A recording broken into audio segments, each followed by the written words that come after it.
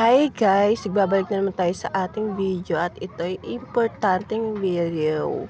At nga pala guys, hindi na ako nakapag-intro ng bonggang-bongga at hindi ko na pinakita ang aking face lock kasi ito ay isisend sa teacher nilang video. Syempre, isishare ko na rin sa inyo para alam nyo kung anong nangyayari sa amin sa bahay. Kung anong mga kaganapan namin. Video clip lang to na bawat page na ginagawa niya is short video lang. Tapos inedit ko na lang siya para pinagsama-sama ko para humaba. Ayun. At saka nga pala, since may bagyo ngayon, bagyong Christine, nag-decide yung teacher nila na i-modular na lang sila muna para may ginagawa rin sila sa bahay at sila naboboring. At saka, please lang guys, huwag niyong i-judge yung teacher nyo. Oy, ba't may pa-video-video pa, may pa-picture-picture pa, tapos isasend sa teacher. Kasi nga po, nadala po sila before sa mga past students nila na nag-modular nung pandemic. Tapos, hindi naman nasisend sa teacher ang video. Hindi nagsisend before daw ng video. Tapos, yung mga nanay na halos sumasagot ng modular. Tapos, ang masakala pa dito, yung sinasagot na modular, parang halatadong nanay daw minsan nagsusulat. So, nag-decide yung teacher nila tuwing magmo-modular, i-video or ipipicture para nakikita nila na bata mismo yung gumagawa at maggagabay lang ang magulang. Maganda naman po talaga kasi ganun.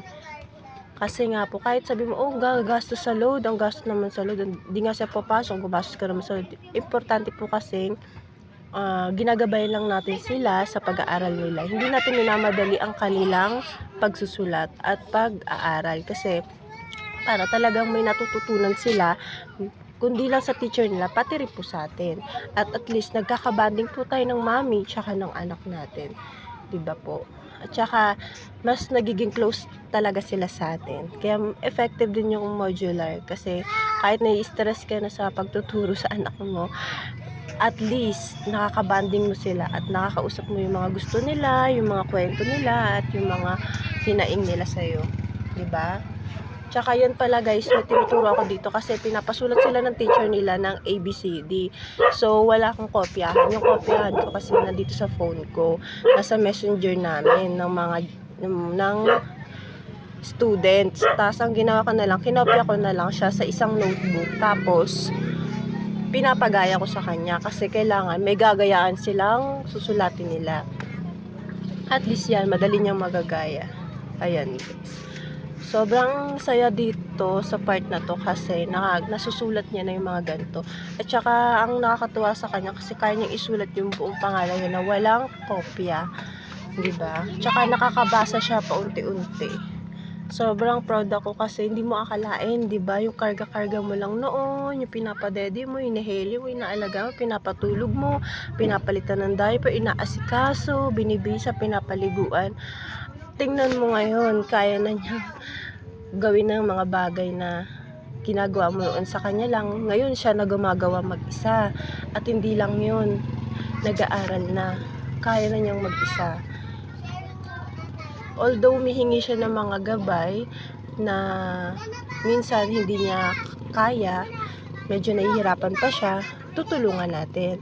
Importante sa atin na palagi tayo nandyan sa tuwing kailangan nila tayo. Kasi darating ang araw na hindi na nila tayo kailangan at tayo na mismo ang hihingi na pansinin nila tayo at pagtuunan nila tayo ng pansin. Diba? Sana habang maliit pa sila, pansinin natin sila, asikasuhin natin sila pag kailangan nila tayo. Mag-approach tayo sa kanila. Kasi darating yung mga araw na hindi nila tayo kailangan, tatawagin na lang nila tayo sa cellphone, sabihin nila, ganito yung mga problema, ganito, ganyan. Pero, hindi ka na nila gustong makita. Pero habang maliit pa sila, sulitin mo na, enjoy mo na, pahalagahan mo na. Kasi pag tumanda sila, baka magsisi ka na sa bandang huli. Kung in-experience mo silang makasama habang maliit sila, paglaki nila at matanda na sila, pipiliin nilang ikaw pa rin na makasama nila. At gusto nilang sa kanila ka na tumira. Kasi masaya ang childhood nila kasama ka.